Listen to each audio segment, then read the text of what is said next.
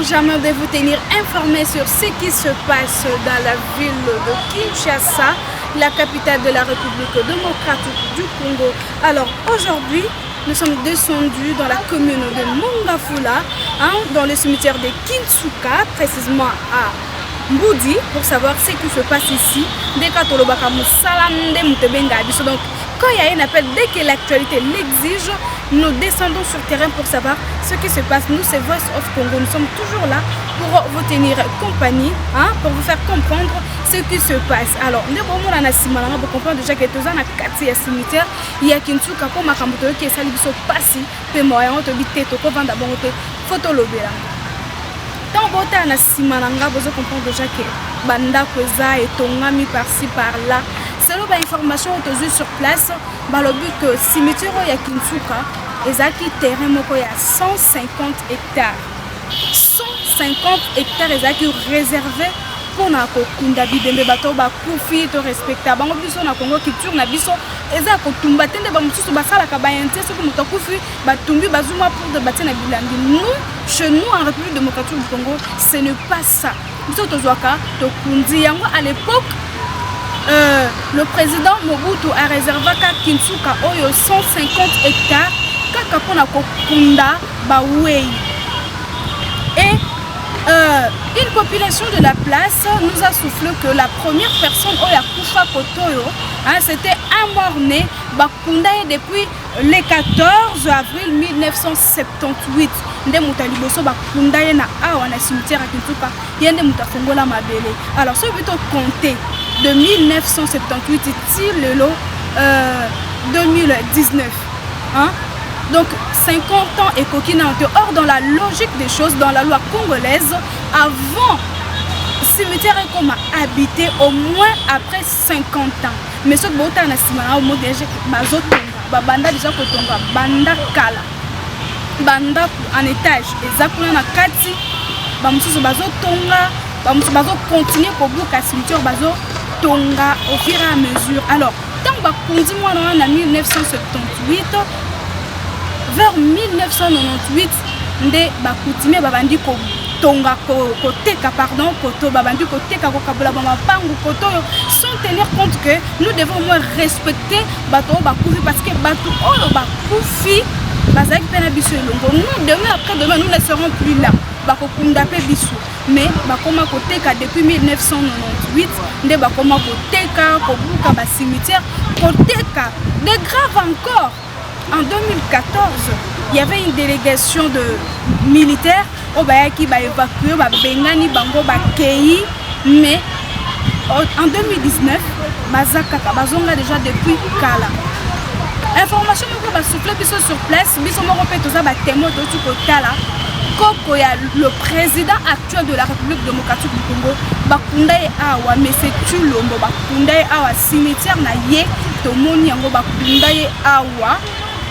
Bakunda ya Kufa le 23 novembre le 23 novembre 1984 de Bakunda dans la cimetière nae depuis le 23 novembre 1984 de Molimo nae corps nae et pema à partir à awa siko envahissement ya boy bato bazo vanda awa bana bazo botama bazo lia biloko ya esika o mai bazo mabulu bazo timola awa na mabele o 50 ans non le quitter mais bazo timola ba mabulu bazo mela ba mai.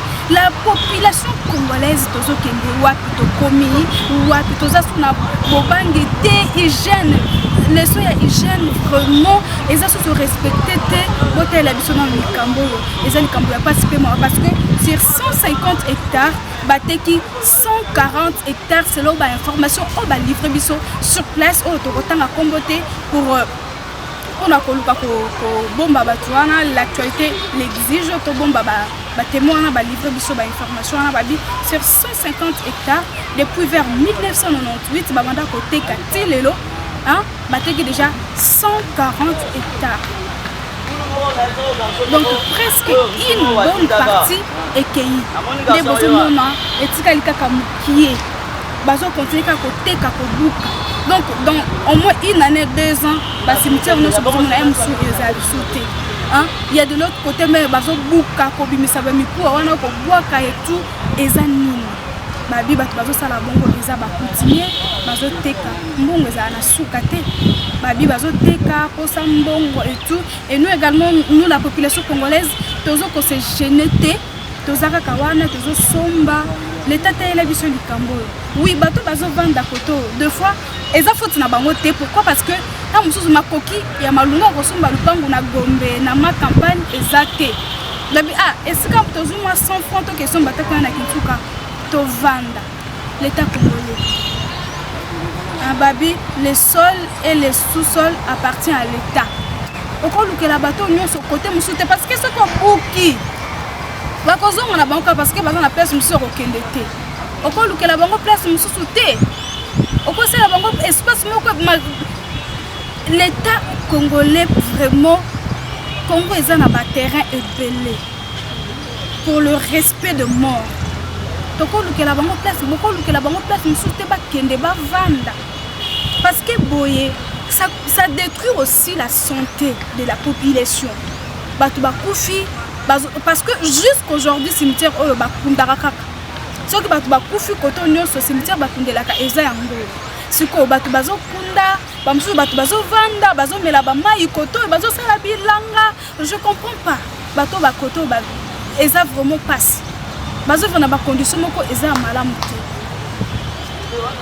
bino l'état congolais bolobi boni mpo soki bobengani bango mpe bakozanga place ya kovanda est-ce que terrain vide moko ezate ko lukela bango même bangar na bango ba même makuna bo lukela bango moyen ba longa parce que awa de 1978 jusqu'en 2019 bo calculer longo et sali 41 ans depuis motali boso kufa mais bato bazolanda parce que ouverture à cimetière 1978 jusqu'aujourd'hui en 2019 bazokunda lelo kutu bakundi mwana tokuti ebembe moko ya mwana bazokunda alors soki botiki bakokende wapi baza pe na esika kokende te soko tali même là-bas eza bangar la population vive dans des conditions moko je ne sais pas comment expliquer je manque même le mot alors eza pas si peu mawa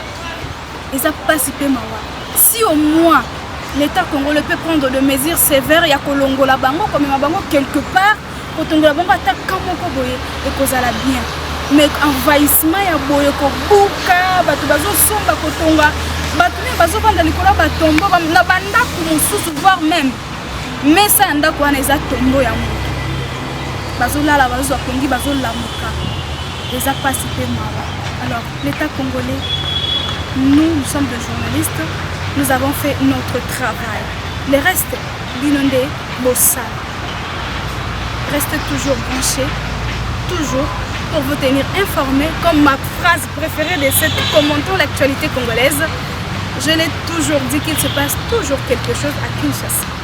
Alors, si dans d'autres communes, il y a également des situations, n'hésitez pas à contacter Voice of Congo. Nous sommes là pour plaider concernant la population congolaise. Restez branchés car la vie continue et nous ne cesserons jamais de vous tenir informés sur ce qui se passe. Merci de nous avoir suivis.